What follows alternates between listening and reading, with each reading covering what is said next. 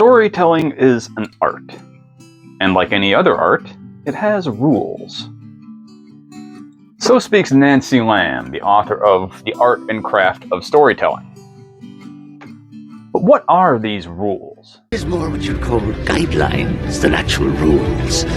Good story flows from a solid understanding of style and structure, along with a confident grasp of character and plot and dialogue. Once you've mastered the fundamentals, you can follow the rules, break the rules, or create new ones. But whatever you do, you will always have the basic foundation to support you. Picasso didn't start out creating modernist art. He created traditional representational art. He learned the rules and practiced the rules religiously for a long time before he invented Cubism and pretty much reinvented art for the modern world. It's the same for just about any great artist who breaks the rules. You have to understand the rules first in order to break them intelligently. Just like breaking the rules of grammar for stylistic effect, you're free to break the rules of story when and where you want, provided you know what you're doing. If you break the rules without understanding, though, your incompetence is likely to shine through, and you're quite likely to bore, confuse, or otherwise turn off your reader. So boring. But what specifically are the rules of writing? Well, here are a few guidelines that I would consider essential. Other writers might disagree, of course, and this is far from an exhaustive list. And of course, every one of these rules has been broken at one time or another to brilliant effect by competent storytellers. But if you want to become a competent storyteller, it's a good idea to learn these rules and keep them in mind and practice them before you decide to break them and move in different directions. Rule number 1, vary your scenes and escalate the tension. This is kind of the fundamental basis for most good story structures. You want scenes to vary from one to the next. If every scene, the hero's in danger, then in more danger, then in more danger, then in even more danger, eventually the reader gets overwhelmed and stops caring. Keeps going and going and going and going. Nothing outlasting. The excitement gets a little boring. If the hero is accomplishing a great thing and then accomplishes another great thing and accomplishes another great thing and an endless moving upward trajectory, that also gets boring. We want to root for the hero and we want to see the hero struggle, but we don't want to see all of that all the time. We need to have some kind of balance between an upward trajectory, tragedy strikes, being knocked down, upward trajectory again, tragedy strikes again. And so from one scene to the next, there should be a variation of energy at the very least. Also, tension throughout the story should escalate. In order to keep the reader reading forward, I want to keep having to guess what comes next and wanting to know. I want a reason to want to know that, which means the stakes should escalate as it goes along. The tension should ramp up throughout the story to keep me turning the pages. Of course, that's just kind of the very general, most basic rule or guideline of structure. And again, there are people who have broken it to great effect. But if you don't understand it properly, you don't understand how to structure a story in this way, I would suggest start practicing it. Number 2, characters are defined by their desires. And these desires kind of go through a binary process of push and pull. There are those things that we want, things that we want to achieve or gain for ourselves. Those are the pull. Those are what we are pulled towards.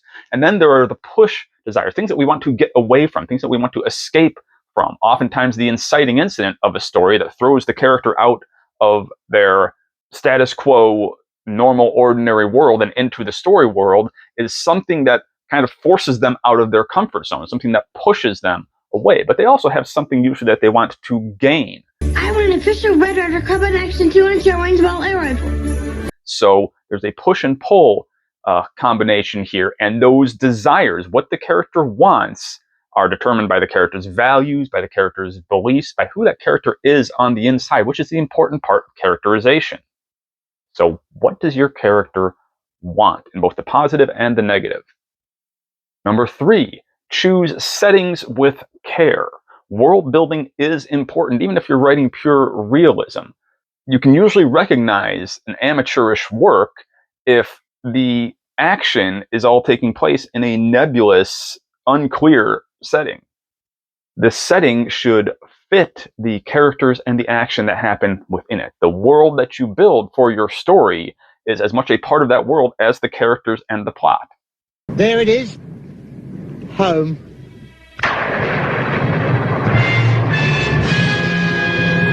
Setting affects everything that happens within that setting, from character motivations to plot events to, of course, the overall mood. And mood is heavily determined by setting and atmosphere.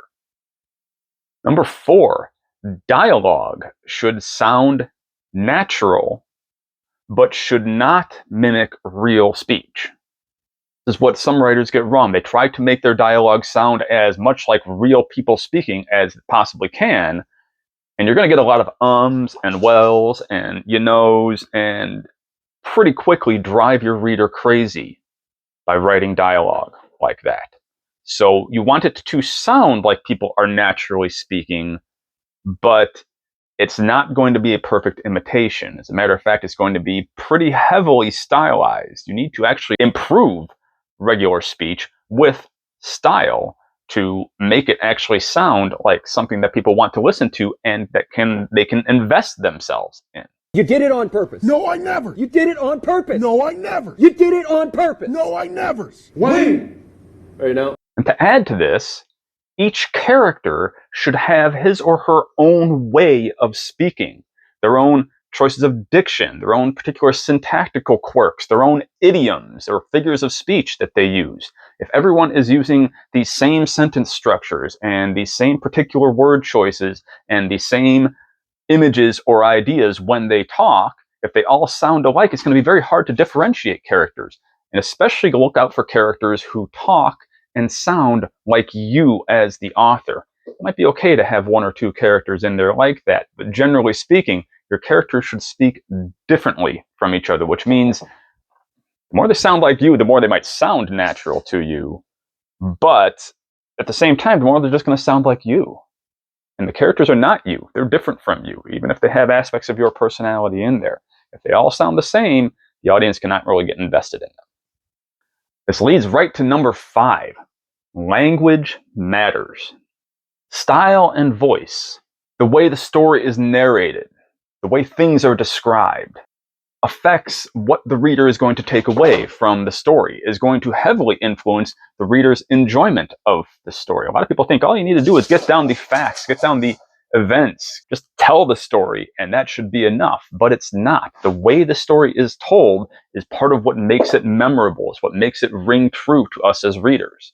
In the beginning, the universe was created. This made a lot of people very angry and has been widely regarded as a bad move. Practice style. Practice finding your voice or choosing the narrative voice of the particular story in which you are writing. Number 6, the message or theme or idea doesn't make the story, but a story generally feels hollow and empty without it. It's certainly not great to use story to preach, but it is good to have a point, an answer to the so what question that will make the reader feel like his or her time was well spent. So maybe we are caught in an endless cycle of screw-ups and hurt feelings. But I choose to believe it's just the universe's way of molding us into some kind of supergroup. Like the traveling Wilburys. Yes, Troy. These are just a few of the fundamentals of story that I like to remind myself of when it's time to write or revise my own work. Storytelling is an art, but it is also a craft. Art involves instinct, as well as an appreciation for form and structure. Most of us have that instinct, and if we don't, we can cultivate it. Craft involves technique. Craft has rules. What the potter and cabinet maker produce may be art, but they could not produce that art without craft. In art and craft, it is the process that matters. What rules or guidelines do you consider most essential to your storytelling? Let me know in the comments below.